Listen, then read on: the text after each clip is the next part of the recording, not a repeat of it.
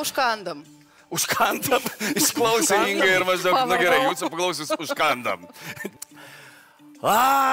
Pasisekė judė. Šį klausimą pristato Krekenavos, kai norisi mėsos produkcijos linija. O šie produktai, jie išskirtiniai, čia tikros mėsos procentas yra neįtikėtinai didelis. Ir jeigu judu atsakysite į šitą klausimą, jūs ir gausite šias pintines. Jeigu neatsakysit, džiūgaus jėdu. Šias pintines atiduosiu į kitą stalą. Bet mes jau išvedėm teoriją, kas laimi dešreles, tas laimingas, sotus, bet be pinigų. Aha, tai jūs jau vengt norėtumėte. Kam pinigai, jeigu turi dešros? Va, gerai, dėmesio klausimas. Angliškas posakis parnešti namo šoninės atėjo iš 12 amžiaus, kai A. Bažnyčioje vyrams įteikdavo lašinių paltį už sutarimą su žmona. Arba B. Kai moteris iš tarnystės slapta parsineždavo lašinių. Arba C. Kai vyras grįždavo sveikas po muštynių vietos smuklėje. Va. Tikrai sunkus, suprantu, klausimas. Man atrodo, šitas posakis bring home bacon reiškia pinigus parnešti. Bacon atstoja pinigus šitoje vietoje. Jeigu aš neklystu, jeigu mano ketvirtos klasės anglų kalbos žinias neapgauna, tai kuris iš tų labiausiai tiktų, tarkim, pinigams, ne, prilygint?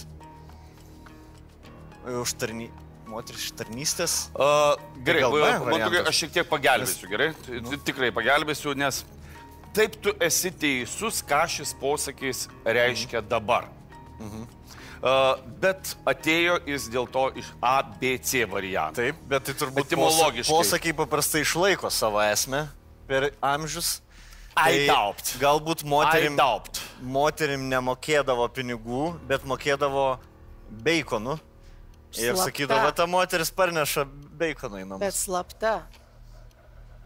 Tai taip, jinai slapta parsineždavo užantį. Ar jai slapta įteikdavo? Slapta parsineždavo į tašį. Čia kaip sakyti, Kauno mėsos kombinatas visą Aleksotą taip užaugino. Nes galbūt buvo nelegalu. Duot, mokėt vokelį. Tai už kokius tokius nuopelnus įdomu? Nu, 12 amžius moteris gal pradėjo, viduramžiai pradėjo gal jos kažkokias gauti. Katleri, tu esi vienintelis čia ne kaunietis, ar ne? Aš iš viskuo skiriuosi. Mano pavardė nesirimuoja nei su vienu iš jų. Jo, ir Panevėžyje. Jo, čia mane kaip marozai dabar apstoja. Norit kažko iš mane? Taip, mes apie mėsos kombinatą norim pagalbėti. Šok iš kėdų.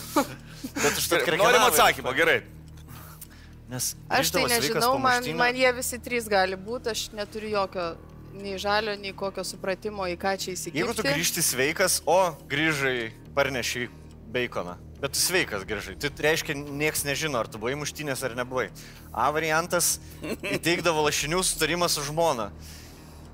Ne. Kažkaip netikiu, kad kam nors rūpėjo sutaristų su ta žmona, ar ne? Jo. Ypač bažnyčioje. Aš sakyčiau B vis tiek. Aš galiu fiksuoti? Galim? Pritarėt? Taip. Linktelėjo Inga. Aš tai taip mojuoju galvą. Fiksuojam. Aš jūs dar pasitaupysiu ateičiai. Gerai. Užfiksuot? B variantas. Kas per veidas? Jo. Ne? Gerai. Aš užfiksavau. Primenu, kad jeigu jūs teisus, tai dešra jūsų. Jeigu ne, tai Krekenavos. Pinigai mūsų. Norisi mėsos, kai norisi mėsos, bus jų. Dėmesio teisingas atsakymas. Angliškas posakis bring home the bacon, parnešti namo šoninės, labai primena posakį apie mamutą. O šis, kaip žinome, kalba apie šeimos išmaitinimą. Tad galbūt jis atėjo iš 12 amžiaus, kai moteris iš tarnystės užantyje parsineždavo lašinių šeimai pamaitinti. Na ne, 12 amžiaus Anglijoje ši frazė reiškia ką kitą. Tais laikais bažnyčios nepagailėdavo visos šoninės palties. Tiems vyrams, kurie prieš Dievą ir kongregaciją prisiekdavo, jog ištisus metus jų santykiai su žmona buvo it medumi tepti. Jiedu nė kartelio nesusivaidijo. Į namus su tokiu laimikiu grįžę vyrai buvo itin gerbiami bendruomenės už pakantumą, susivaldymą ir kantrybę.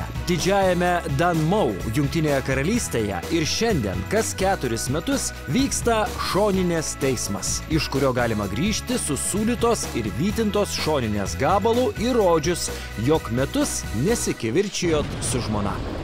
Neįmanom. Neįmanom. Kaip galima metus nesikivirčyti? Mes susitinkam kiek? Kas čia per santykį? Valandą per savaitę ir tai Ir negalim pakelti vienas kitą. Aš labai atsiprašau. Man nesueina galai čia. Aš nepykit. Sorry, Čia yra tokia tradicija, kad aš palieku vieną pakuotę katlerių. Kodėl, kai jisai laimėdavo tokios tradicijos, man nebūdavo, kad gaudavo. Nebūdavo. Plojimai, Krekenavos, kai norisi mėsos.